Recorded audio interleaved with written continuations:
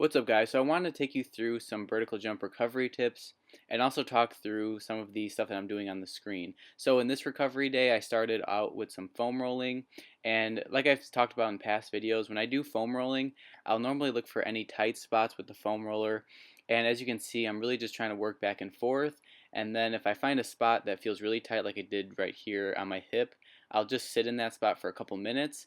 Um, Now, I said I'll talk through the stuff that's going on the screen, but I also just want to give you guys some general recovery tips and kind of what I go through on these types of days. But a side note, I was thinking about this because when I noticed that when I play too much basketball, that'll usually cut into these recovery days, and then when I go into the next jump session, usually that will be a low day session. I won't be jumping as well as I know I could. So I think, like I talked about in the past video, I think that having these recovery days worked into your training is important, especially if you're doing something like jumping or if you want to see your vertical increase, and just really if you want to perform at the highest level. I think it's just important to work in these recovery days and not just avoid them or think that they're not important. So that's just a side note. But worked in some more foam rolling to start off this stretch session. Basically, just worked on my hips, working on the front of my hips here, and then I also did some foam rolling on my glutes. And I keep saying foam rolling, but if you guys notice, I'm not really doing much rolling at all. I'll usually, again, just find a tight spot like I did here on my hamstring, and I'll kind of just rock it back and forth a little bit just to get deeper, but I'm not actually rolling across my leg. I'm actually trying to push the foam roller deeper into my leg, and then once I do feel like it's a little bit deeper, I'll hold it again for a couple minutes or so. And I also don't have a specific amount of time that I would recommend holding any of these stretches for, or any amount of time that you should have the foam roller sitting on a particular sore spot. It's really just person to person. So if you guys feel like you have some really tight spots that you haven't worked on before, then it might be better to let the foam roller sit on that spot for even 5 to 10 minutes. I notice that sometimes when I find a tighter spot, like especially here in my hamstring, that I will let it sit there for however long it takes till I feel the muscle kind of release and feel a little bit looser. And um, another thing, I started this off with foam rolling. I'll usually start stretch sessions off, or I'll usually foam roll before I stretch, and that's just to kind of warm up my muscles a little bit and loosen them up prior to stretching. And I feel like it helps me get deeper into the stretches because, again, it kind of warms me up, and I don't feel like it's as much stress on the muscle because I've already worked through it a little bit with the foam roller. So that's just kind of a recommendation if you guys want to try foam rolling before stretching. I think it kind of helps get deeper into the stretches. But here I'm just working on rolling out my back a little bit. I think this was sore from definitely the jump session, but I noticed that when I did a circuit with a rope that they have at this gym, I noticed that made my shoulders and back really sore. So I've been feeling some residual soreness from that. So I just wanted to roll out my back and shoulders, make sure I didn't miss anything. And that's usually what I'll do on these recovery days is pretty much roll out anything that feels tight, but I'll also make sure I'm targeting like my whole body and not missing any spots. So after I rolled out my back there, I moved into the stretches, and here I'll work the stretches at multiple angles. And I've mentioned this before, but I just think it's important to work your stretches at different angles because if you think about it, you're moving at different angles. So when you're working out or when you're dunking or jumping, you're not moving in one particular direction. Your body's cutting, you're planting, you're jumping. So that's why when I'm stretching, I'm trying to work the muscle.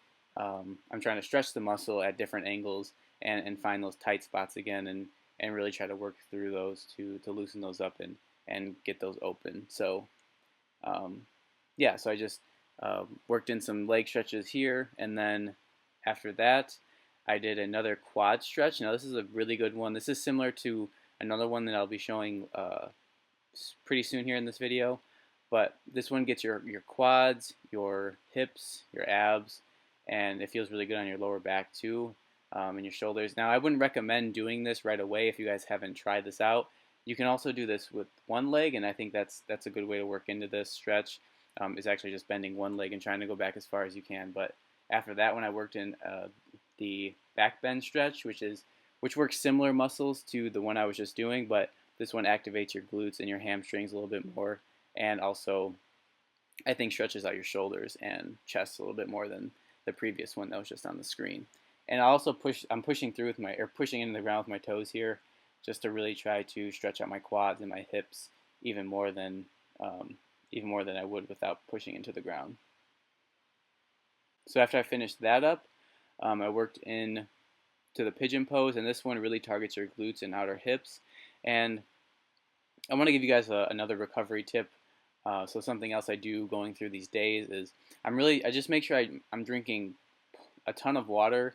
Like I'll always make sure I have a water bottle with me, or that my water bottle is full, and that's just to make sure I'm staying hydrated and really trying to get a good amount of water back into my body that I might be losing on my workout days or jumping days or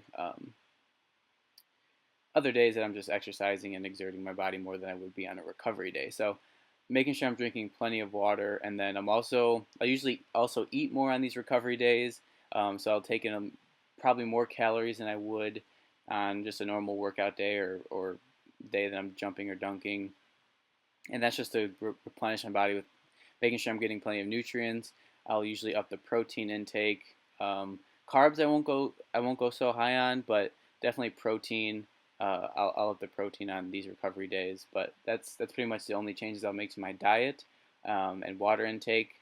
And those are two other things that I noticed that I do on these recovery days. Is just make sure I'm getting both of those nutrients and plenty of water. So after I worked into this pigeon pose, I then went into this is like a groin and hip stretch. So I did this one where I just reached as far out in front of me as I could, and then after that I just did another groin stretch, kind of rocking to each side to try to push my legs out as far as I can get them. And this was the other hip exercise that I was talking about that was similar to the one where I was laying on the ground. Now this one really targets your psoas, your front of your hip, and your quad, and I'm reaching up here to try to get an even longer stretch, and I also work to both sides to again work at different angles and make sure I'm getting as full of a stretch as I can get with this movement. And here I was just pulling my leg back just to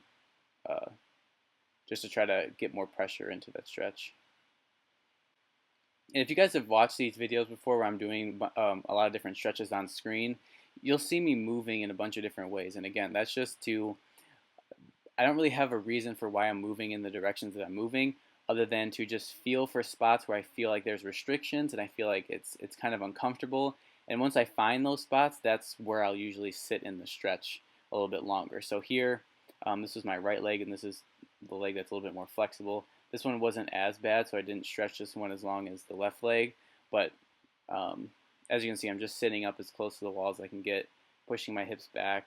I'm also pushing my foot into the ground to push myself back farther against the wall to get even deeper into the stretch.